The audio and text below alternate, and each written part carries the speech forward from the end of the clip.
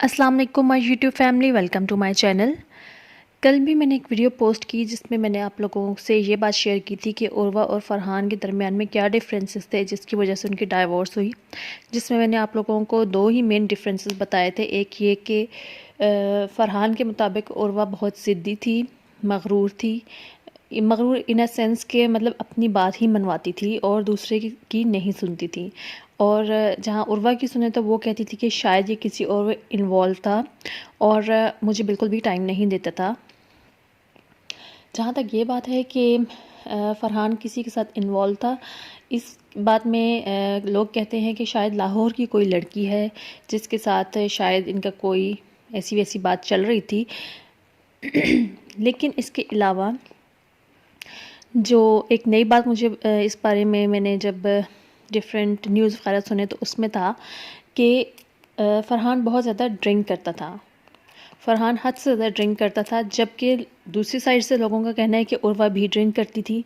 अब उर्वा भी ड्रिंक करती थी लेकिन फरहान हद से ज़्यादा ड्रिंक करता था। एक ये भी वजह थी कि जिसकी वजह से उसने चाहा कि मैं इसे डाइवोर्स ले लूँ। अब देखिए इस बात में कितनी सच्चाई है। ये लोग किस वजह से इनकी डाइवोर्स हुई होगी। अगर तो कोई थर्ड पर्सन इन्वॉल्व है तो हमेशा किसी थर्ड पर्सन की वजह से तो घर तबाह हो ही जाता है। तो शायद इसी वजह से इन लोगों की डाइवोर्स हुई होगी। लेकिन जहाँ तक ज़िद की बात है, अगर एक शख्स अपनी ज़िद पे अड़े रहने का आदी हो और दूसरे की बिल्कुल भी ना सुनता हो तो फिर वो घर भी बहुत मुश्किल हो जाता है बचाना।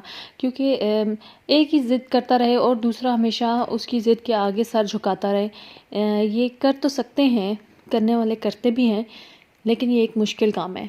तो जहाँ तक औरतों की बात है तो उनको वैसे भी थोड़ा सा संभल के चलना चाहिए।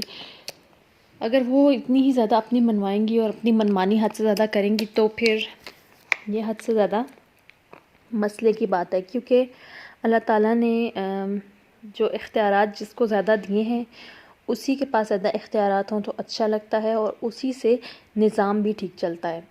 अगर औरतें हद से ज़्यादा आगे बढ़ने लग जाएं और हर बात में अपनी ही मनवाने लग जाएं तो फिर उसका अंजाम अच्छा नहीं होता।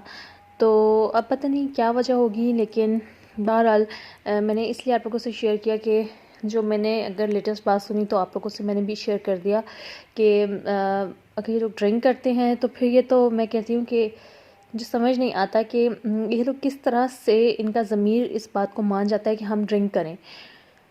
जबकि मैंने जो पिछले पुराने इंटरव्यूज़ सुने और उसमें मावरा हमेशा तारीफ़ कर रही होती थी कि मेरे ब्रदर इन लॉ बहुत अच्छे हैं, इन जैसा तो कोई है ही नहीं। यानी इन लोगों को ड्रिंक करना कोई बात ही नहीं लगती, इनको ये गुनाह ही नहीं लगता, इनको ये गलत काम ही नहीं लगता।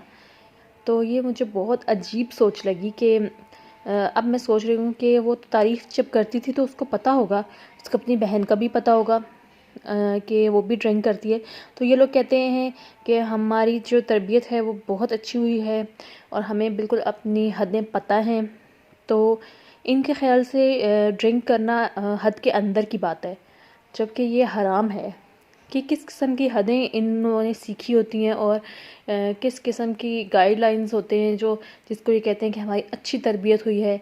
और अच्छी तरबियत के बाद ड्रिंक करना तो मेरा नहीं ख्याल कि ये कोई जस्टिफाइबल बात है।